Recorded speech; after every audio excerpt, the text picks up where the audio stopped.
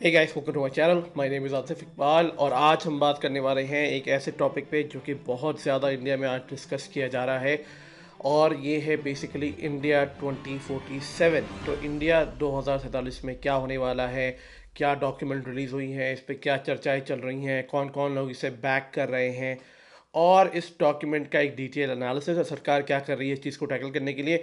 इन सब मुद्दों पे आज हम बात करेंगे। अगर आप पहली बार जुड़ रहे हैं मेरे चैनल से तो ज़रूर सब्सक्राइब करें और अगर हो सकता है तो नोटिफिकेशन बेल दबा दें ताकि अगली बार जब भी वीडियो आए आपको वीडियो मेरी मिल जाए, ठीक है। और मैं वीडियो जो है रेगुलर नहीं, कम से कम 3-4 दिन में एक वीडियो डालता हूँ तो आपको भी देखने का मज़ा मिलेगा। और अगर आप मेरे ट्विटर अकाउंट से नहीं जुड़े हैं तो please go on my YouTube description और वहाँ पे आपको ट्विटर का लिंक मिल जाएगा, वहाँ से आप जाके मुझे फॉलो कर सकते हैं। तो पहली चीज़ जो कि मैं आपको बताना चाहता हूँ इस पूरे इंसिडेंट को लेके, ये इंसिडेंट शुरू हुआ है बिहार से। ये इंसिडेंट बहुत पहले से चलता आ रहा है पर बिहार में जो पुलिस वालों ने कुछ लोगों को पकड़ा है, वहाँ पे कुछ लोग मिले और वहाँ पे उनके रिस्पेक्टेड डॉक्यूमेंट्स मिले हैं कि आखिर उस डॉक्यूमेंट्स के अंदर क्या लिखा हुआ था। तो पहली चीज़ तो ये थी कि उसके अंदर एक रिटायर्ड पुलिस ऑफिसर थे झारखंड के, मोहम्मद जलालुद्दीन, और दूसरा अतर परवेज़ जो कि सिमी के फॉर्मर फाउंडर रह चुके थे, मेंबर रह चुके थे और अभी करंट पीएफआई यानी कि पॉपुलर फ्रंट ऑफ इंडिया जो कि ज़्यादातर दंगे करने में मशहूर है उसके मेंबर हैं और एसडीपीआई के मेंबर भी हैं। इनके छोटे भाई जो हैं परवेज़ के बॉम्ब ब्लास्ट के अंदर पकड़े गए थे, जो कि बॉम्ब ब्लास्ट इंडिया के अंदर करवाया गया था। तो ये दो मेंबर पकड़े गए हैं और इनके साथ बहुत ऐसा एक अजीब सा चौंकाने वाला डॉक्यूमेंट में मिला है जो कि बता रहे हैं कि इंडिया का विजन 2047 में कैसा होगा, जिसका इन्होंने टाइटल भी दिया है India vision 2047। Popular Front of India is confident that even if 10% of the total Muslim population rally behind it, अगर पूरी मुस्लिम जनसंख्या का 10% भी पीएफआई के साथ आ जाता है, PFI would subjugate the coward majority community। उसके बाद पीएफआई जो बहुसंख्यक कमजोर और डरपोक समुदाय है उसको उनके घुटने पे लाएगी and bring back the glory, और इनको इस्लाम में दाखिल कराए। तो ये किसी भी धर्म के बहुत ही अगेंस्ट है। इसकी जितनी भी भर्त्सना एक सामान्य व्यक्ति करे वो बहुत ही कम है। अगेन जो दूसरे देशों से इन्होंने मदद मांगी है, in the scenario of full fledged showdown with the state, इसका मतलब होता है राज्य के विरुद्ध पूरी तरह से लड़ाई के समय, apart from relying on our trained PE cadres, हम अपने पीई कैडर्स के अतिरिक्त we would need help from friendly Islamic countries. हम इस्लामिक कंट्रियों से मदद चाहते हैं। In the last few years PFI has developed friendly relationship with Turkey, a flag bearer of Islam. पिछले कुछ सालों में टर्की से पीएफआई ने रिश्ता बनाया है। तो ये इसके अलावा पूरे 8 पन्ने का ये डॉक्यूमेंट। तो यहाँ पे बिहार के जो पुलिस ऑफिसर ने यहाँ पे इनको पकड़ा है तो इनके यहाँ से काफ़ी ऐसे डॉक्यूमेंट मिले हैं और यहाँ पे इनके जो आपके पीएफआई के आपके फ्लैग और बहुत सारी चीज़ें यहाँ से बरामद हुई है और बताया जा रहा है कि ये एंटी इंडिया एक्टिविटीज़ को प्लॉट कर रहे थे और ऑल ओवर द इंडिया में फैलाने की कोशिश कर रहे थे। अगेन यहाँ पे सिर्फ एक ऑर्गेनाइजेशन का नाम आ रहा है जो कि काफ़ी दंगों में आ चुका है पहले भी, उसका नाम है PFI, popular front of India, जिसका सीधा इंटेंशन है इंडिया को डिस्टेबलाइज करना, मुसलमानों को भड़काना और इंडिया के अंदर एक मुसलमानों को इनसिक्योर फील करवाना। तो इनसिक्योर बीजेपी या आरएसएस फील नहीं करवा रही है, ये ऐसी ऑर्गेनाइजेशन है जो कि मुसलमानों को जा जा के बता रही है कि हम कितने इनसिक्योर हैं इस देश के अंदर, ताकि उनके अंदर इनसिक्योरिटी वाली भावना जागे और वो दंगे के लिए रोड पे उतरें। तो यहाँ पे एक पोस्टर है जो कि आप देख सकते हैं, जहाँ पे इन्होंने साफ लिखा है कि इंडिया 2047 क्या विजन होने वाला है और क्या ये एक्सपेक्ट करते हैं और कैसे मुस्लिम लोगों को अपने ऑर्गेनाइजेशन में कलेक्ट करते हैं और उनको कैसे माइंड वॉश करके ट्रेन करेंगे ताकि वो इंडिया में रह के एंटी इंडिया वाली बातें करें और वैसी एक्टिविटीज़ करें। तो मैं आप लोगों के साथ कुछ ऐसे डॉक्यूमेंट के पेजेस आपके साथ थोड़ा सा यहाँ पे एक्सप्लेन करना चाहता हूँ ताकि आपको पता चले कि इस डॉक्यूमेंट के अंदर इनकी क्या प्लानिंग है और ये आगे जाके क्या प्लान करना। तो अगर यहाँ पे पहला पेज आप देखें तो पहले पैराग्राफ पे ये लिखते हैं कि मुस्लिम यहाँ पे सेकेंड लार्जेस्ट कम्युनिटी है इंडिया के अंदर, बहुत ही ज़्यादा कॉन्सेंट्रेटेड है। 9 ऐसे डिस्ट्रिक्ट हैं जिसके अंदर लक्षद्वीप और जम्मू कश्मीर को लेकर जहाँ पे मुस्लिम की आबादी 75% से ज़्यादा हो चुकी है और यहाँ इस देश के अंदर मुस्लिम कम्युनिटी को सेकंड ग्रेड सिटीज़न की तरह ट्रीट किया जाता है। तो ये इनका कहना है यहाँ पे कि जैसे कि मैंने कहा कि इनका ओवरऑल पूरा प्लान यहाँ पे ये है कि पहला प्लान ये है कि मुस्लिम लोग को इनसिक्योर फील करना, उनको ये फील करवाना कि वो बहुत ज़्यादा सेकंड क्लास सिटीज़न है, उनको अच्छे से ट्रीट नहीं किया जाता, उनको बाइकआउट किया जाता है और उन्हें बहुत ही ज़्यादा उनके राइट को वायलेट किया जाता है। तो इनका पूरा प्लान है कि पहले मुसलमानों को इनसिक्योर फील कराओ, उनको एहसास कराओ कि सरकार ऐसे काम कर रही है जिससे आप इनसिक्योर हैं। तो ये इनका पहला प्लान है यहाँ पे, जो कि आप ऑलरेडी समझ सकते हैं इनके पेजेस से। यहाँ पे इन्होंने ये भी कहा है सेकंड पैराग्राफ में कि मुस्लिम की कंडीशन बहुत ज़्यादा बुरी है और ये शुरू हुआ था ब्रिटिश राज से। जैसे कि ब्रिटिश राज ने स्टार्ट किया था डिस्क्रिमिनेटरी पॉलिसीज़ को लेके, जहाँ पे मुस्लिम को बहुत ही ज़्यादा साइडलाइन कर दिया और हिंदू मेजॉरिटी को उन्होंने बहुत ज़्यादा अपीस किया है। हिंदू को बहुत ज़्यादा उनको अलग अलग राइट्स दिए हैं और जहाँ पे मुसलमानों के साथ उन्होंने बहुत ही ज़्यादा डिस्क्रिमिनेटरी मेजर किया था। तो ये बेसिकली बताना चाह रहे हैं कि पहले ब्रिटिश राज में क्या होता था और ये वहाँ से स्टार्ट करना चाह रहे हैं कि स्टार्टिंग से ही इन्होंने हिंदुओं को फेवर किया है और मुसलमानों को साइडलाइन किया है। और यहाँ पे अगले पैराग्राफ में ये कहते हैं कि मुसलमानों के साथ जो कंडीशन हो रही है इंडिया के अंदर, चाहे वो सोशली इकोनॉमिकली जो भी चीज़ें हों, और गवर्नमेंट जो फैसले लेती है वहाँ पे मुस्लिम समाज उनके शरीयत को लेके उन लोगों को कंसल्ट नहीं करती है, ताकि वो उनसे पूछे, उनसे राय ले कि हमें क्या करना सही है, और वो अपने मन से जो उनको सही लगता है वो करती है। तो यहाँ पे ये बेसिकली पीएफआई के लोग इस डॉक्यूमेंट में ये बताना चाह रहे हैं मुसलमानों को लेके। और अगर आप यहाँ पे लास्ट पैराग्राफ पे अगर यहाँ पे फोकस करते हैं तो यहाँ पे आपको दिखेगा कि ये कह रहे हैं कि यहाँ पे कोई मुस्लिम रोल मॉडल नहीं है, मुस्लिम लीडर नहीं है। मुस्लिम लोग जो है यहाँ पे एक रोल मॉडल की तरह बाहर इमर्ज करते हैं और ये किसी मिरेकल के होने का वेट कर रहे हैं। और यहाँ पे ये सीधा साफ यहाँ पे डिक्लेयर कर रहे हैं कि अगर कोई रोल मॉडल होगा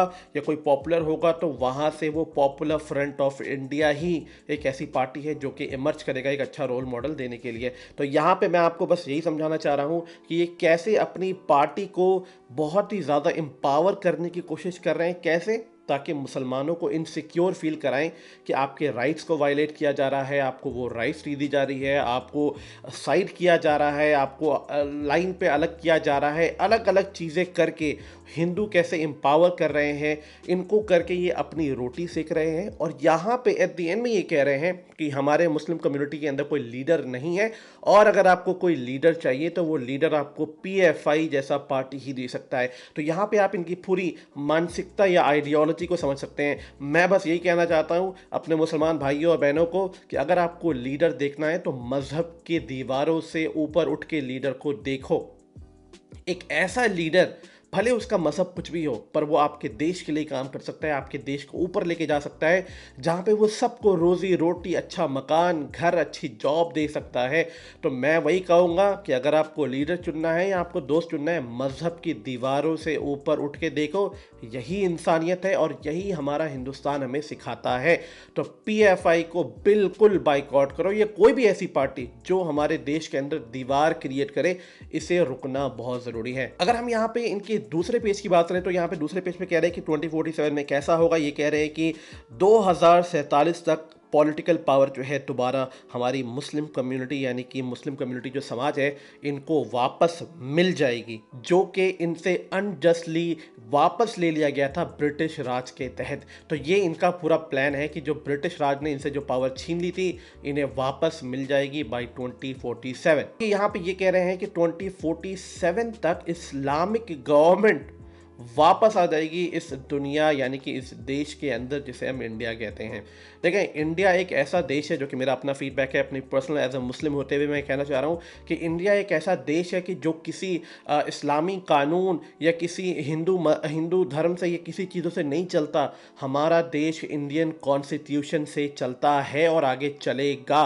तो ये जितने लोग जिस तरीके के ऐसे ड्रामा क्रिएट करने की कोशिश कर रहे हैं, एक अनस्टेबिलिटी और एक डर का माहौल क्रिएट करने की कोशिश कर रहे हैं, लिटरली मैं इसके सख्त अगेंस्ट हूँ और हमारे इंडियन गवर्नमेंट को इनसे स्ट्रॉन्ग से ज़्यादा एक्शन लेने की ज़रूरत है, बहुत ज़्यादा, ताकि ऐसे फ्रिंज एलिमेंट को रोका जाए और मुस्लिम कम्युनिटी रेडिकलाइज ना हो इन लोगों के तहत। अगर मुस्लिम कम्युनिटी इन जैसे लोगों की वजह से रेडिकलाइज होती है तो बहुत बड़ा नुकसान होगा। इसलिए इंडियन गवर्नमेंट को स्टेप अप होने की बहुत ज़रूरत है ताकि वो इनकी हेल्प कर सकें। यहाँ पे एक और चीज़ यहाँ पे ये कहते हैं, जो कि आप स्क्रीन पे देख सकते हैं, कि ये कह रहे हैं कि मुसलमानों को जीतने के लिए मेजॉरिटी में होने की ज़रूरत नहीं है, यानी कि वो कह रहे हैं कि हम माइनॉरिटी में भी होकर जीत सकते हैं। किस तरीके से ये मुस्लिम समाज को भड़काने की कोशिश कर रहे हैं कि ज़रूरी नहीं है कि हम मेजॉरिटी में नहीं है। कह रहे हैं कि अगर 10% मुस्लिम भी हमारे पीएफआई पार्टी से जुड़ती है और उनके अकॉर्डिंग उनके साथ लड़ती है तो वो मेजॉरिटी को भी ओवर पावर करेंगे और ये जो हिंदू फासिस्ट सरकार है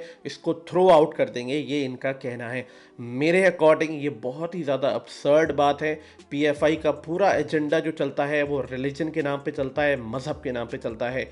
एक ऐसा देश, एक ऐसी देश की मिट्टी जहाँ पे लोगों को चलाना सिखाया है, लोगों के साथ एकता करना सिखाया है, वहाँ पे कोई अगर ऐसी बात करता है तो सच में literally they need to grab all this people who are behind this and they need to be thrown behind the bar. ये लोग ऐसी बातें कर रहे हैं जहाँ पे मैं सुन के, मैं पढ़ के बहुत ज़्यादा शौक हूँ। पर अगर मान लें कि अगर 10% पॉपुलेशन में से कम 1-2% लोग भी रेडिकलाइज हो जाते हैं इनके अंडर में आके, ये बहुत बड़ी हार होगी हमारी एज एन इंडियन। अगर हम सब भारतीय हैं तो हम सबको लड़ना है इन रेडिकलाइज लोगों से। मैं जब भी मैं ट्विटर पे बातें करता हूँ, यूट्यूब पे किसी भी लोगों से, मैं वही कहता हूँ कि आप उन मुसलमानों के लिए खड़े रहिए और इन लोगों को रेडिकलाइज होने से बचाइए। देखिए, एक बच्चा होता है, वो बच्चे किसी भी डायरेक्शन में जा सकता है, उसके लोग वहाँ डिसाइड करते हैं कि वो किस डायरेक्शन में जाएगा। तो please if you see any Muslim, try to bring them into a good light, into a light where they can see the difference between right and wrong. ये आपकी जिम्मेदारी है, ये मेरी जिम्मेदारी है। मैं इन चीज़ों पे आवाज़ उठाता हूँ क्योंकि मुझे लगता है ये मेरी जिम्मेदारी है अपने समाज को अवेयर करना। अगर आप भी अपनी ये जिम्मेदारी समझते हैं तो इन लोगों को अवेयर कीजिए, इन लोगों को ढकेलिए मत रेडिकलाइज के रास्ते पे, वरना आगे चल के मुझे आपको इसका बहुत बड़ा भुगतान पे करना पड़ेगा। अब यहाँ पे ये मेंशन करते हैं कि स्टेजेस क्या होंगे और किस स्टेजेस में ये इस इस्लामिक रूल को इंडिया के अंदर लाने की कोशिश करेंगे। तो ये कह रहे हैं कि इनका पहला जो फर्स्ट स्टेप है, ये फर्स्ट स्टेज है, ये कोशिश करेंगे कि ज़्यादातर लोगों को ये एक under the flag of popular front of India के अंदर लाने की कोशिश करें। जैसे कि मैं आपको ऑलरेडी फ्लैग दिखा चुका हूँ, मैं यहाँ पे भी आपको दिखाना चाहता हूँ कि क्या फ्लैग है इनका और इनका प्लान है कि कैसे फ्लैग के अंदर इन लोगों को लाया जाए। तो ये लोग, इन लोग का खुद का फ्लैग है, उसमें ये चाहते हैं कि ऐसे लोग जुड़ें और फ्लैग के अंदर आएं और इंडिया का फ्लैग छोड़ के इस फ्लैग को एटलीस्ट पकड़ें, उठाएं और साथ दें और बोलें कि ये है हमारे हिंदुस्तान का फ्लैग जहाँ पे इस्लामिक रूल होगा। ये इनका पहला स्टेज है। तो अगर आपको ऐसा कहीं भी फ्लैग दिखे या कुछ भी दिखे, सीधा पुलिस को कॉल करें और उन्हें रिपोर्ट करें, चाहे आप हिंदू हो, मुस्लिम हो, जो भी हो। This is your responsibility. Don't take action right there, but make sure to call your local police and make them aware that this is the activities are going on. This is your responsibility and as well as my responsibility. और इन्होंने ये कहा है कि हमारे पहले stage में हम इन लोगों को तलवार चलाना सिखाएंगे, इन्हें रॉड की ट्रेनिंग देंगे और अलग अलग वेपन की ट्रेनिंग भी देंगे। तो ये कहना चाह रहे हैं कि हम ऐसी ट्रेनिंग लोगों को देंगे। ऐसी ट्रेनिंग की क्या ज़रूरत है आपको? अगर आपको ऐसे ट्रेन होना है तो आप आर्मी में जाइए, देश की सेवा करिए। पर ये ऑर्गेनाइजेशन कह रही है कि हम इन लोगों को ऐसे ट्रेन करेंगे, जबकि ये ऑर्गेनाइजेशन कहती है कि हम गरीबों की मदद करते हैं अपने पैसे और फंड से। पर ये सरासर गलत है। वो कुछ 5-6% लोगों की हेल्प करते हैं दुनिया को दिखाने के लिए, पर इनका मेन एजेंडा जो है वो यहाँ पे इनके बुकलेट के अंदर में है। यहाँ पे ये भी कह रहे हैं कि अब पीएफआई जो है यूज करेगी, वायलेंस करेगी, सेलेक्टिवली टारगेट करके वायलेंस करेगी कि कहाँ कहाँ पे इनको वायलेंस करना है, वहाँ पे वायलेंस करेगी और वायलेंस करने के बाद छुप जाएगी। तो इनके छुपने का प्लान क्या है? ये कह रहे हैं कि हम नेशनल फ्लैग के अंदर छुपेंगे, यानी कि देश का झंडा ले लेंगे, वहाँ पे छुपेंगे। हम इंडिया के कॉन्स्टिट्यूशन की बात करेंगे, वहाँ पे छुपेंगे, और अंबेडकर जी की बात करेंगे और वहाँ पे छुपेंगे। तो ये इन चीज़ों का इस्तेमाल करेंगे। इसे जैसे कश्मीर के अंदर हम कहते हैं हाइब्रिड टेररिस्ट को पकड़ना बड़ा मुश्किल होता है। कैसे? क्योंकि ये आम लोग होते हैं वो वहाँ पे निकलते हैं, दंगा करते हैं और फिर आम लोगों के बीच में छुप जाते हैं। तो इससे उनको पकड़ पाना बड़ा मुश्किल होता है। तो ये बेसिकली हाइब्रिड टेररिस्ट वाली टेक्नोलॉजी या आइडियोलॉजी को इस्तेमाल कर रहे हैं कि हम आम जनता में रहेंगे और अपने दंगे करेंगे, सेलेक्टिव टारगेटिंग वायलेंस करेंगे और फिर आम लोगों में छुप जाएंगे। और जब हम पकड़े जाएंगे तो हम बात करेंगे क्या, नेशनल फ्लैग के बारे में कि हमारा देश महान है, हमारे देश का कॉन्स्टिट्यूशन हमें राइट देता है, या हम बात करेंगे अम्बेडकर जी के बारे में। तो ये इनका पूरा ओवरऑल कैसे ये प्लान है, ये पूरा इसे यहाँ पे बता रहे हैं। यहाँ पे ये कह रहे हैं कि इनका अगला यानी कि तीसरा स्टेज है, वहाँ पे ये करेंगे कि ये SC ST एंड OBC जैसे लोगों को इलेक्शन जिताएंगे कुछ ही चुने सीटों पे, और ये 50% मुसलमानों का या 10% SC ST OBC लोगों का ट्रस्ट जीतेंगे। और यहाँ पे ये बिल्कुल साफ कह रहे हैं कि हम यहाँ पे एक स्प्लिट यानी कि दीवार कोशिश करेंगे बिल्ड करने की, लोगों को बताने की कि RSS और ST OBC जो है बेसिकली इन दोनों के बीच में दीवार क्रिएट करेंगे और बताएंगे कि RSS जो है, जो आपकी राष्ट्रीय संघ समाज जो भी है बेसिकली, ये सिर्फ अपर कास्ट हिंदू के लिए काम करती है और बाकी के लिए नहीं करती है, या बोला जाए तो ये सिर्फ ब्राह्मण लोगों के लिए काम करती है। तो ये इनकी आइडियोलॉजी है। ये बेसिकली दीवार क्रिएट करना चाहते हैं, जो छोटी जाति के लोग हैं उनको क्रिएट करना चाहता है। तो यहाँ पे मेरा आप लोग के लिए एक ही सुझाव है कि जब आप किसी हिंदू से मिलें तो उनके जात पे सवाल ना करें, उनको एक जैसा ट्रीट करें, भाइयों जैसा ट्रीट करें। मुझे बहुत सारे न्यूज़ मिलते हैं कि घोड़े पे बैठने पे मार दिया गया, या पानी पीने पे मार दिया गया, या कुछ करने पे मार दिया गया। बहुत ज़्यादा अब्सर्ड न्यूज़ मिलते हैं, मैंने बहुत सारी वीडियोज़ भी देखी। उस टॉपिक को मैं कवर नहीं करता हूँ क्योंकि मैं सिर्फ अपने ही डायरेक्शन में, एक मेरा अलग थीम है जिसमें मैं रहना चाहता हूँ। पर ये चीज़ें बहुत ज़्यादा मैं इसीलिए कहता हूँ कि मुगलों ने इंडिया पे राज इसीलिए किया क्योंकि हमारे अंदर ही बहुत सारे ऐसे लोग थे जो तोड़ रहे थे अंदर से, हमारे दीवारों को, हमारे समाज को तोड़ रहे थे। तो अगर आप अभी भी चाहते हैं कि जो लोग ऐसे चीज़ों का इस्तेमाल ना करें, तो ये जो कास्ट सिस्टम है, ये जो लोग कास्ट को लेके बहुत प्राइड करते हैं, उनको रोकिए। कभी अगर ऐसा होते हुए देखे तो उन्हें रोकिए, बोलिए कि ये नहीं है। अगर आप किसी के साथ जुल्म करेंगे, ऑपरेशन करेंगे, तो अगला वाला उसका फ़ायदा उठाएगा ताकि आप पे वार कर सके। और यही चीज़ ये अपने डॉक्यूमेंट में लिख रहे हैं कि हमें उन्हें रियलाइज़ करवाना है कि अपर कास्ट हिंदू आप पे सप्रेशन करता है, ऑप्रेस करता है, और वो मान जाएंगे बहुत जल्द। तो इसे आप लोग ही सुधार सकते हैं और कोई नहीं सुधार सकता। तो यहाँ पे ये फाइनल स्टेज में ये कह रहे हैं कि पार्टी जो है 50% यानी कि SC ST OBC कास्ट के ट्रस्ट को जीत लेगी, और ये कह रहे हैं कि जब वो एक बार पावर में आ जाएंगे तो अपने इंपॉर्टेंट पोजीशन पे यानी कि एग्जीक्यूटिव, जुडिशरी, पुलिस, आर्मी के अंदर अपने लॉयल लोगों के अंदर डालेंगे ताकि जब वो जो चाहें वो उन लोगों से करवा सकें। और यहाँ पे एक आखिरी चीज़ कह रहे हैं जो कि बहुत ही ज़्यादा डरावनी है। यहाँ पे ये कह रहे हैं कि जो हमारे इंटरेस्ट के अगेंस्ट होगा उसे हम सीधा एलिमिनेट कर देंगे। और ये यहाँ पे ये भी कह रहे हैं कि इन्हें बहुत ही ज़्यादा सिस्टमैटिक, जब हमारा कॉन्स्टिट्यूशन हमारे हाथ में होगा, हमारी आर्मी, हमारी पुलिस हमारे हाथ में होगी, जुडिशल हमारे हाथ में होगा, तो ये फिर रुकेंगे नहीं, ये फिर टारगेट किलिंग नहीं करेंगे, ये सिस्टमैटिकली होके वाइड स्प्रेड में एलिमिनेट करेंगे अपने ऑपोजिशन को।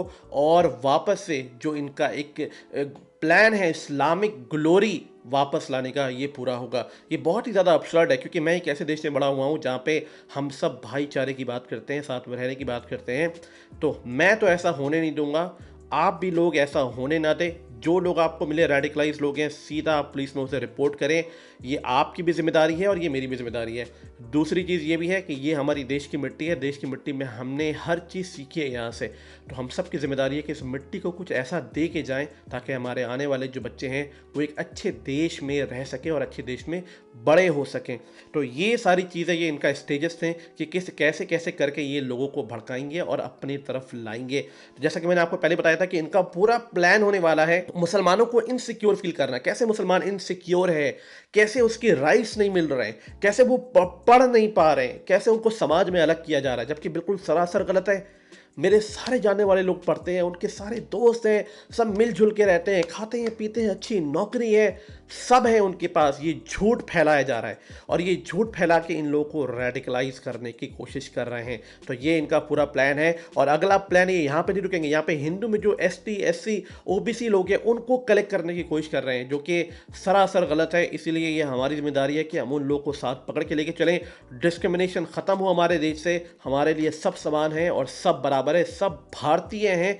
ये आइडियोलॉजी लेके हमें आगे बढ़ना है ताकि हम इनसे लड़ सकें। जब कहते हैं ना कि जब मुसीबत का वक्त आता है या जब जब एक ऐसा टाइम आता है कि जब जहाँ पे मुश्किलें बढ़ती हैं तो हमें हाथ पकड़ना चाहिए। तो ये हमारा वक्त है कि हम सब एक दूसरे का हाथ पकड़े और आगे बढ़ें और ऐसे रेडिकलाइज लोगों के अगेंस्ट खड़े हों। अच्छा, तो यहाँ पे इनका अगला प्लान क्या है? यहाँ पे ये कह रहे हैं कि इस्टेब्लिशमेंट ऑफ ग्रीवेंस, यानी कि उनको गिल्टी फील करवाना कि क्या हुआ है उनके साथ। तो यहाँ पे ये कहते हैं कि जो ट्रस्ट है सरकार और मुस्लिम समाज के बीच में वो बहुत ही ज़्यादा बड़ा हो चुका है, ये कहना चाह रहे हैं। और ये कह रहे हैं कि मुस्लिम कम्युनिटी जो है उनको बार बार ये अट्रॉसिटीज़ रिमाइंड कराई जाती है कि बाबरी मस्जिद को कैसे डिमोलिशन किया गया है, कम्युनल राइट्स कैसे हुए हैं, लिंचिंग मुसलमानों के साथ कैसे हुई है। और ये कहना चाह रहे हैं कि स्टेट यूनिट जो है, मुस्लिम हमेशा बिलीव करते हैं कि RSS led by government is planning to declare as a India as a Hindu rashtra और सारे मुसलमानों को बाहर निकालना चाहते हैं। तो ये इनकी कैसी प्लानिंग है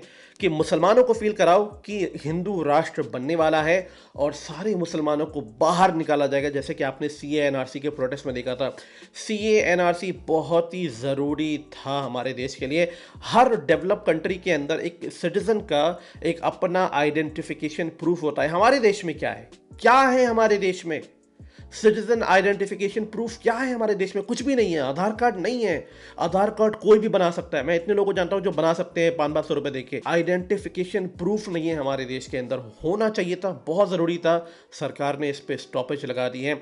ये फील करवाना चाह रहे हैं कि कैसे मुसलमानों को अलग किया जा रहा है, सरकारों के बीच में मुसलमानों के बीच में दूरियां बढ़ गई हैं और कैसे मुस्लिम लोगों को उनकी एट्रॉसिटीज़ याद दिलाई जाती है, उनको अलग किया जाता है। हिंदू राष्ट्र बनेगा और मुसलमानों को बाहर निकाला जाएगा। ये सरासर गलत है।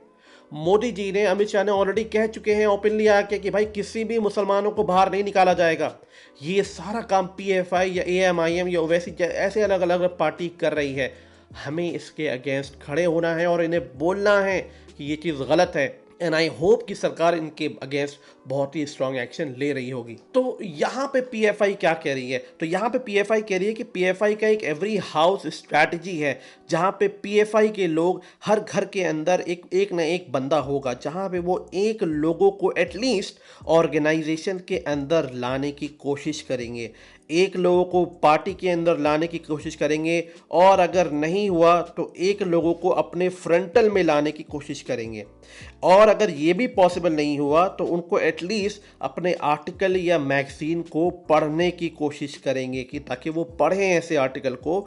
और ये भी नहीं हुआ तो अपने रीडर्स और व्यूअर्स को ये पोस्ट करेंगे कि वो सोशल मीडिया पे ऐसी चीज़ें पोस्ट करें। तो इन शॉर्ट ये बेसिकली ये करेंगे कि कैसे भी करके मुसलमानों की एट्रॉसिटीज़ जो हो रही है इनके बारे में पता चलता रहे, इनको PFI के बारे में पता चलता रहे और कैसे भी करके ये अपनी एक्सटेंड, या नहीं तो वो पार्टी के अंदर पार्टिसिपेट करें, उनके मेंबर बने, नहीं हो सकता तो उनकी चीज़ों को प्रमोट करें, पोस्ट करें, नहीं तो एटलीस्ट उनको पढ़ें ताकि ये पूरे दिमाग में आपके घुस जाए। इनका पूरा प्लान ये है यहाँ पे, जो कि बहुत ही ज़्यादा सीवियर है। ये बेसिकली इसको कहते हैं न्यूरो एडवर्टाइजिंग, जो बड़ी बड़ी कंपनियां करती हैं कि एक चीज़ को बार बार दिखाओ कि वो आपके दिमाग में घुस। तो यहाँ पे ये लोग बात कर रहे हैं कि रिक्रूटमेंट या ट्रेनिंग कैसे करी जाएगी या इनको मेंबर को कैसे बनाया जाएगा। तो यहाँ पे ये बेसिकली एक्सप्लेन करते हैं कि इन्हें योगा सेशन कैमोफ्लाज के अंदर लाया जाएगा या healthy people healthy nation campaign के अंदर लाया जाएगा। ये इनके अलग अलग तरीके के इनके अंदर लाए जाए, इनको ट्रेन किया जाए ताकि ये बिल्कुल सोसाइटी के अंदर मिल जाए, इन्हें पकड़ना बड़ा मुश्किल हो यहाँ पे। तो यहाँ पे ये कह रहे हैं बेसिकली कि एक मुस्लिम लोकेलिटी के अंदर ये प्रॉपर्टीज अपने अलॉट करें, खरीदें, ताकि वहाँ पे ये योगा के बहाने, हेल्थी पीपल हेल्थी लाइफ के बहाने, अलग अलग पॉलिसीज़ के बहाने, अलग अलग इवेंट्स के बहाने वहाँ पे आए, लोग कलेक्ट हों और वहाँ पे लोगों को ये अपने बारे में बताए। यानी कि फॉर एग्जाम्पल कि मैं योगा हूँ, मान लो मैं PFI का आदमी हूँ, मैं गया योगा सीखा अच्छे से, योगा में मैंने मास्टरी कर ली, मैं एक मुस्लिम डोमिनेटेड एरिया में गया, मैं वहाँ पे गया और मैंने वहाँ पे योगा सेंटर खोला।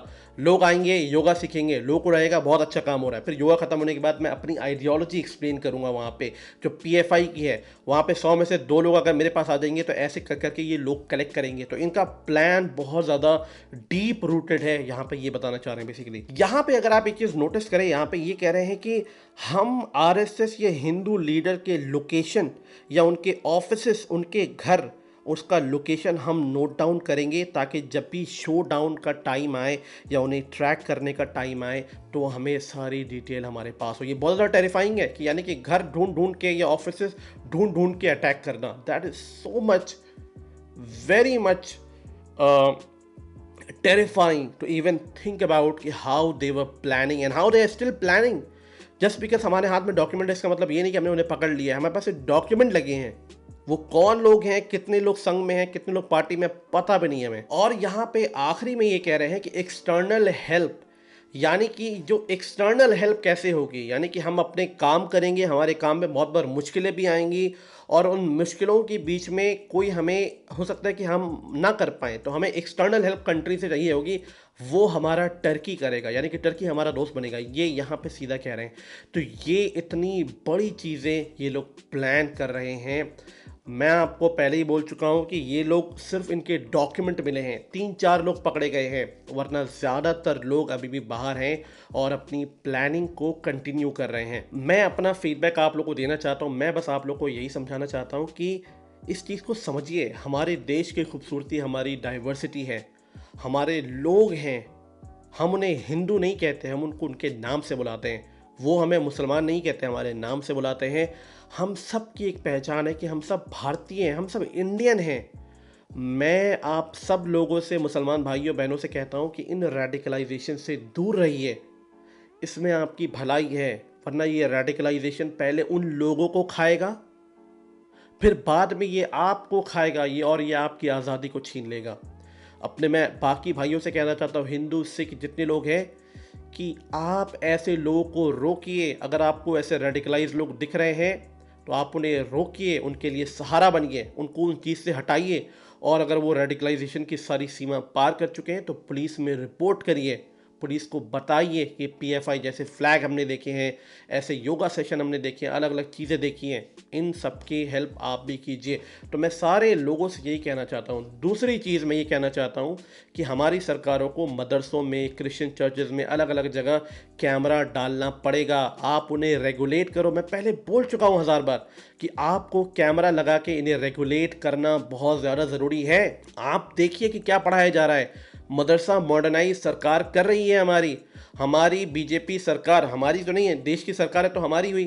तो ये जो बीजेपी सरकार है ये अभी तक 1000 करोड़ से भी ज़्यादा खर्च कर चुकी है मदरसा को मॉडर्नाइज करने के लिए, जो कि बहुत अच्छा स्टेप है। जिन मुसलमानों को लगता है कि मुसलमानों को दबाया जा रहा है, इस सरकार ने 1000 करोड़ से भी ज़्यादा पैसे खर्च करे ताकि मदरसा को मॉडर्नाइज किया जा सके। मदरसा बंद नहीं किया है, मदरसा को मॉडर्नाइज किया जा सके। मैं खुद एक मदरसे का स्टूडेंट हूँ तो मैं जानता हूँ कि ये कितनी बड़ी बात है, बहुत बड़ी बात है। ये मेरे टाइम पे नहीं हुआ पर ये अब हो रहा है। पर सरकार को कैमरे लगा के इन मदरसाओं को रेगुलेट भी करना पड़ेगा। इनको रेगुलेट किया जाए हर जगह से अच्छे से, ताकि बच्चे रेडिकलाइज ना हो। बच्चे रेडिकलाइज होंगे तो इसमें सिर्फ आपका नुकसान नहीं होगा, पूरे देश का नुकसान होगा, आपके घर के परिवार का नुकसान होगा, आपकी ज़िंदगी बर्बाद हो जाएगी। आप देखिए मोहम्मद रियाज और मोहम्मद गौस के केस में क्या हुआ, जो कि उदयपुर के किलिंग के इन्वॉल्व थे। उनकी फैमिली ने, मोहम्मद रियाज की फैमिली ने कहा कि इसको मार दो, इसको इनकाउंटर कर दो, जो भी सीवियर से सीवियर पनिशमेंट है दो। आखिर वो भी तो मुसलमान थे, वो कोई हिंदू नहीं थे। उन्होंने कहा कि इसने इतना बड़ा गुनाह किया है कि सरकार को जो लगे करें। उसकी फैमिली ने उसे छोड़ दिया। उसकी फैमिली ने कहा जो सही लगे वो करो आप इसके साथ। तो मैं वही कह रहा हूँ कि अगर आपके घर में एक ही बंदा रेडिकलाइज हो जाएगा, इसमें आपका घर बर्बाद होगा, फिर बाद में वो देश को बर्बाद करेगा। तो प्लीज़ रोकिए, मदरसे को रेगुलेट कीजिए, उनको कैमरा से मॉनिटर कीजिए, इन रेडिकलाइजेशन को अलग कीजिए। और मैं लास्ट चीज़ यही कहना चाहता हूँ आप लोगों से कि सरकार हो सकता है कि पीएफआई को बैन नहीं करे। पीएफआई को बैन इसलिए नहीं करे क्योंकि ऐसे फ्रिंज एलिमेंट और बाहर निकल के आएंगे ताकि सरकार इन लोगों को ट्रैक डाउन कर सके। क्योंकि पीएफआई का नाम पहले सिमी था, SIMI, और जब उसको बैन किया गया तो सेम लोग उसी पे काम कर रहे थे, पर ऑर्गेनाइजेशन ने नाम बदल के SIMI से PFI हो गया, पॉपुलर फ्रंट ऑफ इंडिया हो गया। अगर हम PFI को बैन कर देंगे तो ऑर्गेनाइजेशन का नाम बदल जाएगा लोग वही रहेंगे। तो सरकार इसलिए भी शायद बैन नहीं करे ताकि ये लोग और निकले बाहर, इनको ट्रैक डाउन किया जा सके और फिर इनको जो है इन पे सिवियर पनिशमेंट हो। मैं उम्मीद कर रहा हूँ कि सरकार कुछ कर रही होगी इन लोगों को हटाने के लिए, ताकि जल्द से जल्द ये रेडिकलाइजेशन हमारे देश में ख़त्म हो। अगर आपको ये वीडियो अच्छी लगी है, do let me know in the comment section as well. और अगर आप मुझे फॉलो नहीं करते ट्विटर पे तो please go ahead and follow me on Twitter as well. अगर आपकी कोई सजेशन है तो do let me know in the comment section as well. मैं आपसे मिलता हूँ नेक्स्ट वीडियो में, तो तब तक के लिए टेक केयर, ध्यान रखिए, जय हिंद, वंदे मातरम।